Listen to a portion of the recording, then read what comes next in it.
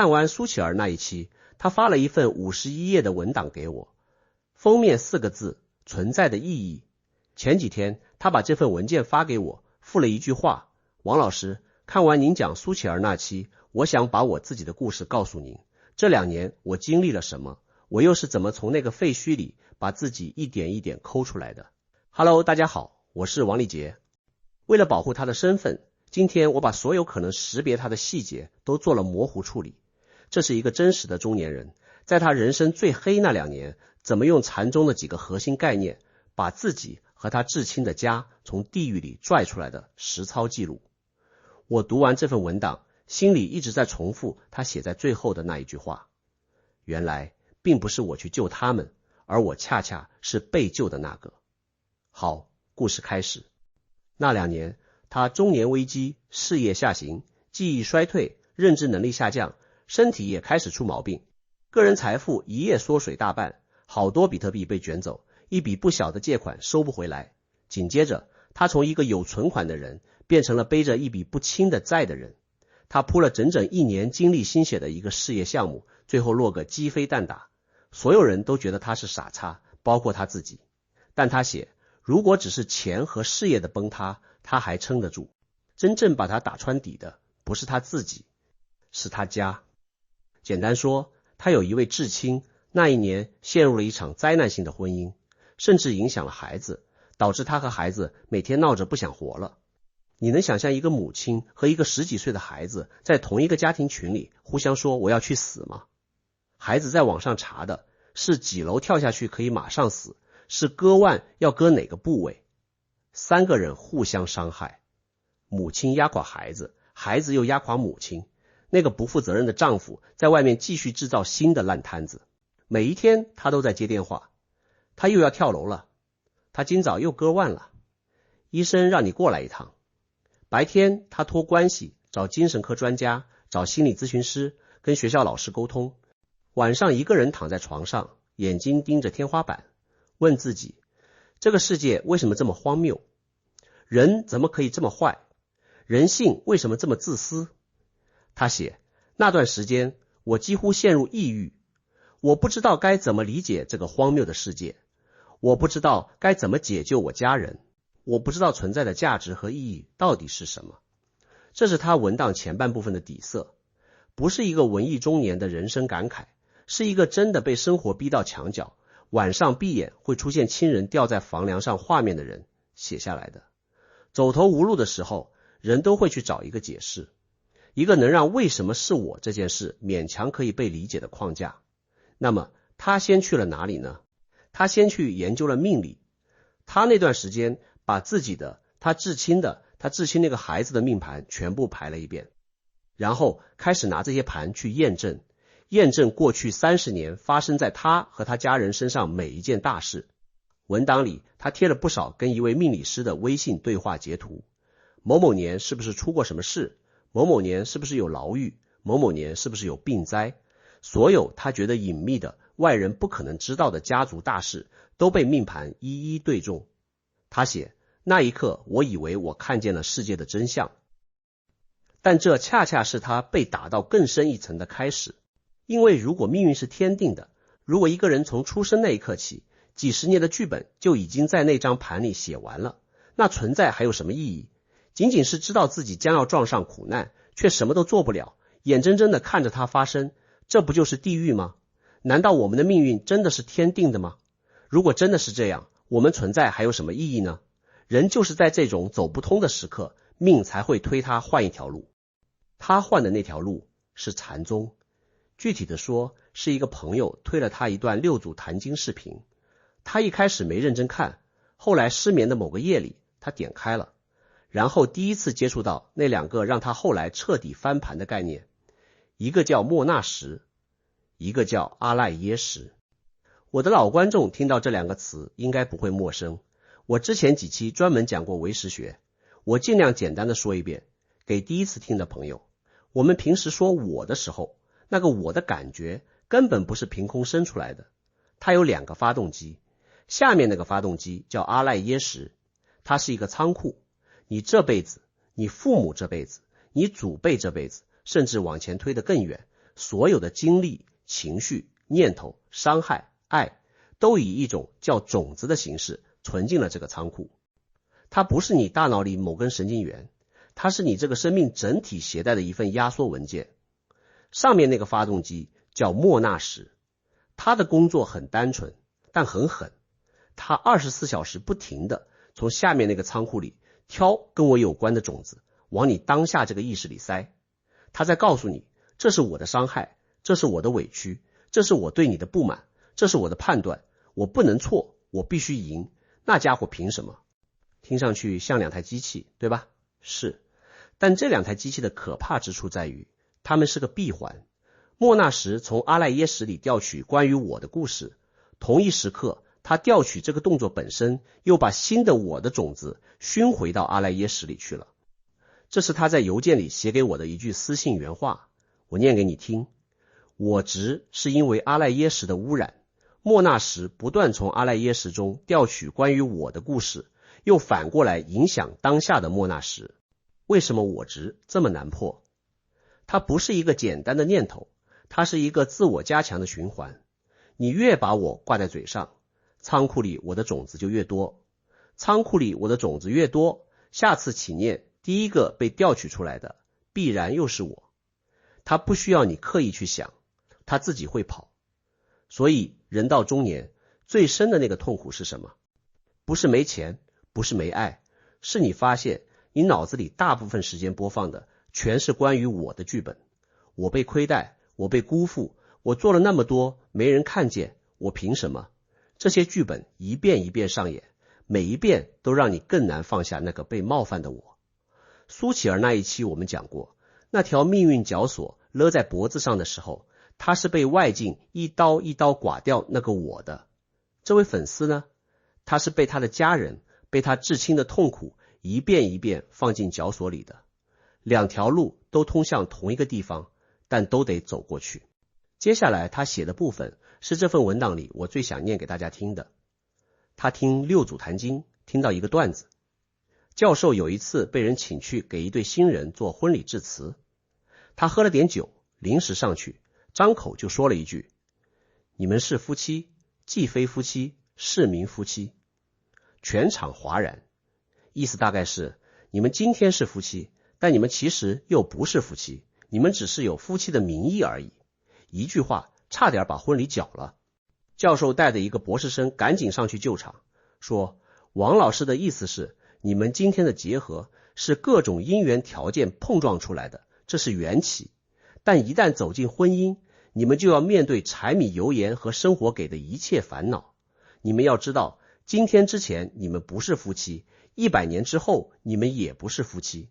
正是因为这种无常，你们才要更珍惜在这个世界相遇的每一刻，不要被烦恼和口角困住，用心去体会心里的爱，并且把它表达出来。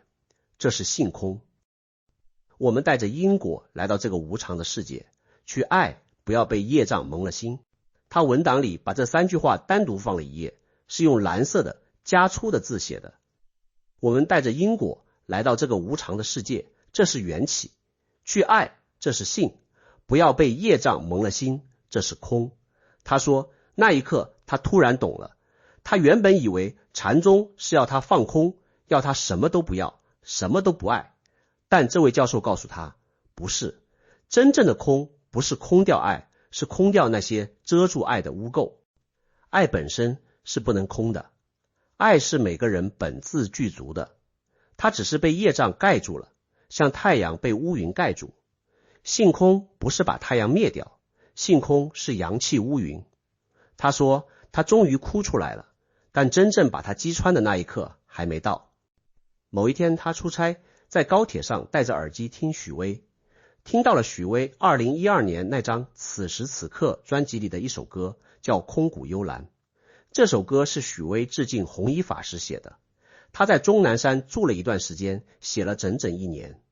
歌里有一句词，一念静心，花开遍世界。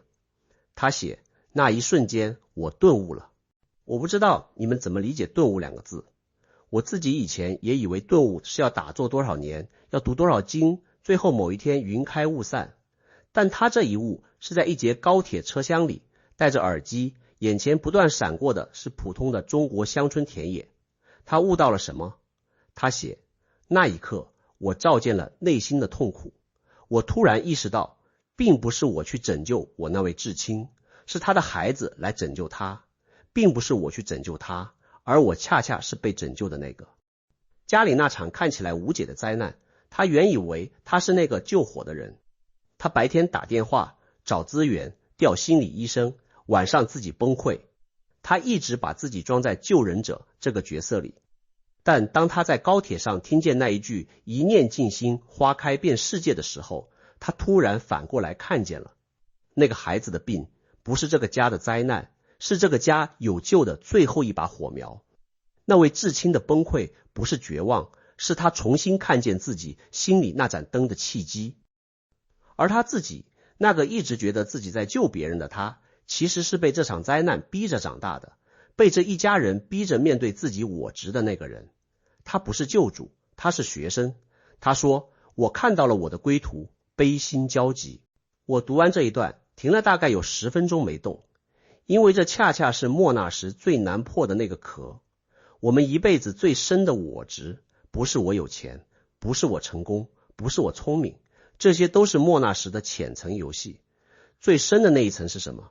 是我是个好人，我是来帮别人的，我是那个救别人的。这是慈悲面具下的我执，它比所有自私的我执都更难破，因为它看起来太对了，它甚至自带道德豁免权。苏乞儿那一期我们讲过，洪七公是被绞索勒到没办法假装自己还有什么我剩下来的时候，才把那条绞索从命运手里抢过来的。这位粉丝呢，他是被一种更隐秘的方式打破的，他是被他想救的那个人反过来救了。莫那时不停地从阿赖耶识里调取关于我的故事。这位粉丝阿赖耶识里那个最坚固的种子是什么？是我是这一家人里头脑最清楚的那个，是我是要把这一家人扛起来的那个。这颗种子他自己一辈子都看不见，直到他至亲的孩子，那个青春期的孩子，用自己的病把这颗种子从他阿赖耶识里挖出来，让他在高铁上听一句歌词的时候看见了。不是少年救了他，不是他至亲救了他，是这场所有人一起踏进去的废墟，让所有人，包括他，重新被打回了我什么都不是的地方。而正是从我什么都不是开始，爱才能流出来。他在文档最后给出了一个他自己摸出来的存在的意义，我念给你听。他说，存在的意义有2层，第一层次叫消业，从命理的角度是了结因果，从财务的角度是把上辈子欠的债还掉，从物理的角度是在熵增的宇宙里制造一点点低熵，从今天人工智能的角度，他的原话是这么说的，是净化阿赖耶识里那些被污染了数据。高层次叫尽量多的体验和给予美好的生命情感。然后他给自己定了3个修炼目标。第一，扬弃以我为中心的一切执念。第二，感谢生活给予的一切，幸福也好，苦难也好，并且始终向上的去活。第三，保持充沛的共情力，共情文学、音乐、艺术、历史、哲学，与人共情，与事共情，与一切美好的生命情感共情，加上2个方便法门。做任何事尽量享受过程，可以想结果，但别执着于结果，时刻对抗内心的优越感和自卑感，像对待自己一样平等对待你遇到的每一个人，哪怕是你最看不起的人，哪怕是你最仰慕的人。他写，我现在觉得挺幸福的，因为我有充沛的生命情感，时常被简单的美好打动，这是我最大的财富。好，故事讲完了，我想说几句。我从来不主张所有人都去学禅宗，也从来不主张所有人都去研究唯识学。这位粉丝走通了这条路，不是因为这条路是唯一的，是因为这条路恰好能接住他这个人在那个时刻的具体痛苦。但他这份文档里有一个东西，我觉得是普世的，那个反转。我们这一辈子最容易陷进去的位置，不是我是受害者，是我是救助者。我们告诉自己，我在帮孩子，我在养父母，我在带团队，我在扛家庭，我在做公益，然后我们就把所有的牺牲，所有的失望，所有的为什么没人理解我，全部攒在那个救助者的身份里。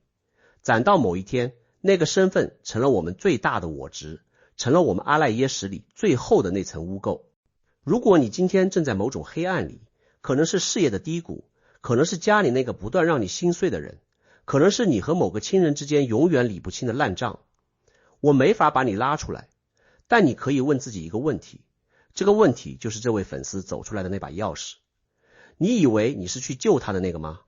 还是说他正在用他的方式，你认不出来的那种方式在救你？如果是后者，你愿意把我是救他的那个这块牌子从胸口拿下来吗？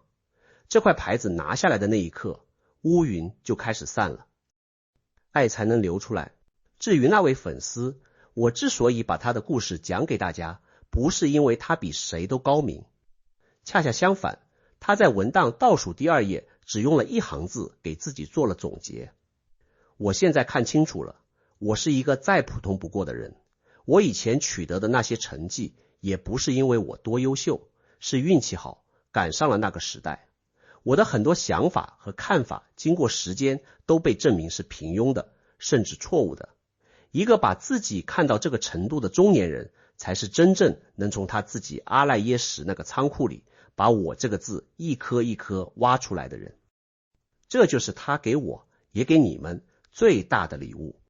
最后我想问你一句话，你身边那个让你最痛、最委屈、最让你觉得我做了那么多他都看不见的人，你愿意试着把他从被救的位置挪到救你的位置上看一看吗？如果你看见了什么，欢迎写在评论区。我每天最享受的一刻，就是看你们在评论区说话的时候，那些话有时候比我视频里的内容更打动我。我是王立杰，我们下期见。